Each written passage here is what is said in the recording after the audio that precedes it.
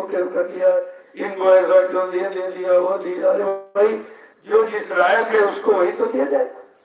तुम भी लायक बन जाओगे, तुमको भी मिल जाएगा। और जब लायक बन बोलेगो तब तुम संभाल के रख सकते हो। अगर लायक नहीं बने दे दिया जाए तो फिर हो गया। और यही हुआ। मथुरा में कितने लायक थे?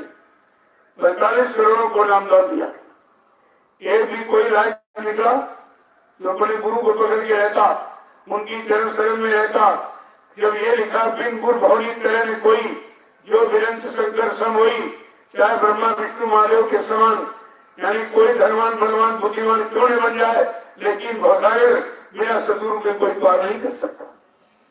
अगर भवसागर पार करने की इच्छा से गए होते तो तुम अपनी जगह खड़े रहते। और जो भवसागर में पुनः फिर गोते लगाने गए तो देखो बाप के गोते लगा रहे हो। इन जीवों की समझने को कुछ नहीं आ रहा कि हम कहाँ गए थे फिर वहीं आ गए। अरे आज तो पहले भी फंस गए, वहीं से निकाल कर तुमको सही सच्चे रास्ते पर मालिक ने खड़ा किया और फिर तुम उस रास्ते को बोल के फिर वहीं पहुंच गए। तो यही तो है कि जीव की समझ में कहाँ था। अगर बच्चों को समझ लेता कि हमारा कल्याण, हमारा उद्धार, हमारा लाभ कहाँ है, वो जगह कोई नहीं छूटा। लेकिन आपने समझ लेते तो काम बन जाता। और समझाने के लिए ही महापुरुष आते हैं। एक महात्मा जी थे तो अपने शिष्यों को गुरु की महिमा और उनके जगह नाम की महिमा बताने के लिए कहा चलो इनको ले चले। तो आश्रम छोड़ के चल दिए। जब चल दिए तो जेठ का महीना था, बड़ी कड़ाके की धूप। तो दोपहरी में एक पेड़ के नीचे गुरु जी बैठे, दोनों चेहरे कि महाराज हमको तो बहुत तेज भूख लगी है, ऐसा करो जाओ गांव से रोटी मांग के लिया। कहा सरकार ऐसे रोटी कौन दे देगा। अच्छा अच्छा। जब जाना गांव में दरवाजे पर आवाज लगाना, गुरु हमारे बंदी छोड़, गुरु हमारे बंदी छोड़, सत्यनाम साहब बंदी छोड़, ये आवाज लगी। अब ये नहीं समझ पाए कि आवाज लगाने को कह रहे, आवाज तो यही दे रहे, इन्हीं की आवाज को हम जाके वहां दोहराएंगे, हमारी तो कोई आवाज है नहीं। इसका मतलब इनकी आवाज से ही जीव जगेगा, हमारे सुनाने से नहीं। आवाज तो किसी की है, जैसे इस माइक में हम बोल रहे, इसमें तो कुछ है नहीं। हम बोलेंगे वही है बाहर फेंक देता, ये खुद कुछ नहीं करेगा। खुद तो ये जड़ है, ये चेतन का काम नहीं करेगा। लेकिन जब चेतन अपनी आवाज इसमें डालेगा, ये आवाज सब जगह बढ़ेगी। बस इसका इतना ही काम आवाज को फैलाएंगे। इसीलिए इसको ध्वनि विस्तार कहते हैं। ध्वनि को, आवाज को विस्तार में बाहर फैला देते। बाकी तुमको इसमें कुछ रखा, ये भी ध्वन है, इसके पास सब कुछ तो कुछ। इसीलिए बाबा जी ने सन 1980 से कहना शुरू किया कि आगे कोई ऐसी व्यवस्था भूमिका बना दूंगा, उस पर आप चलने के लिए सबसे मजबूत हो जाओ। तो 24 मार्च सन 1980 को यानी 83 में आपको बना दिया। 24 मार्च सन 1980 को दूरदर्शी के स्थापना करते का एक आवाज ऊपर से आई है। इस आवाज से संपूर्ण विश्व की व्यवस्था ठीक हो जाएगी।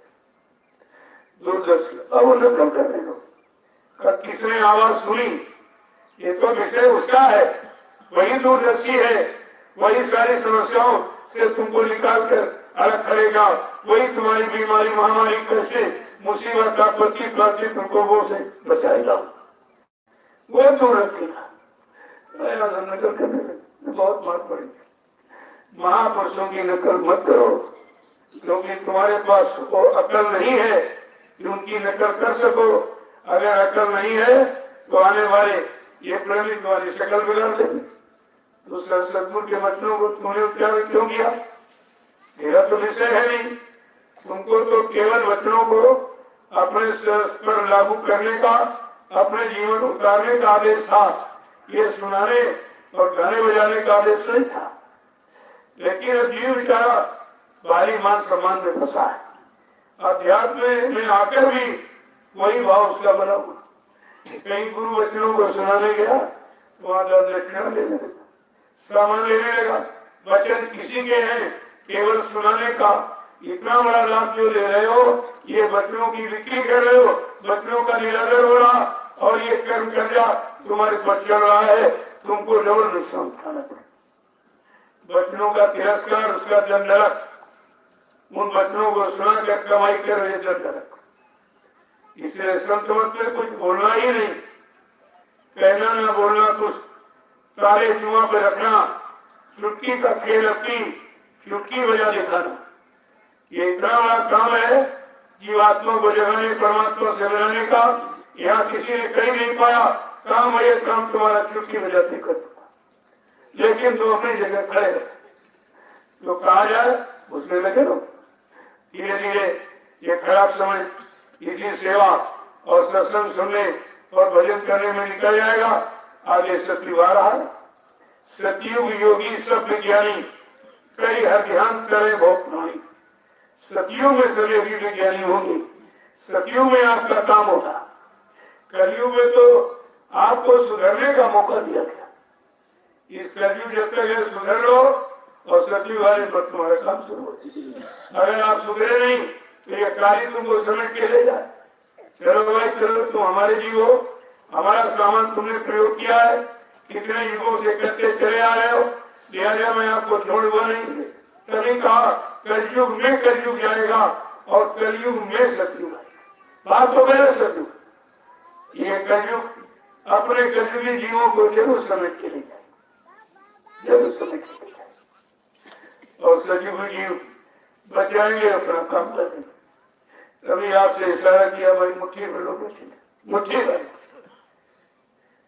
सोच रही इतने जीव से मुट्ठी भर, वो तो प्रमाण आपके सामने है। 45 करोड़ों को नामदान दिया गया, कितने बच पाए, कितने गुरु शरण में ठीक पाए और गुरु को अपना बना पाए, ये तो प्रमाण आपके सामने।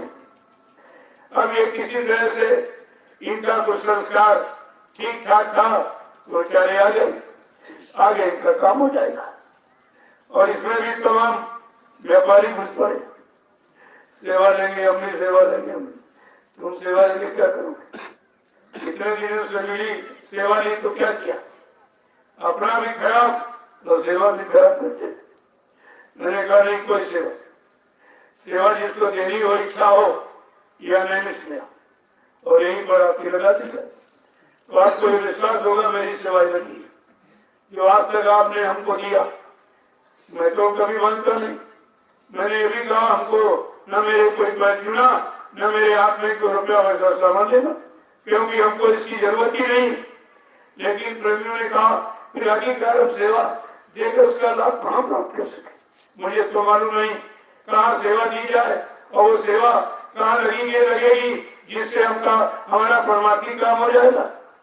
तो आप जबरदस्ती 1 रुपया 2 रुपया, इससे ज्यादा कोई, पहले इतना ही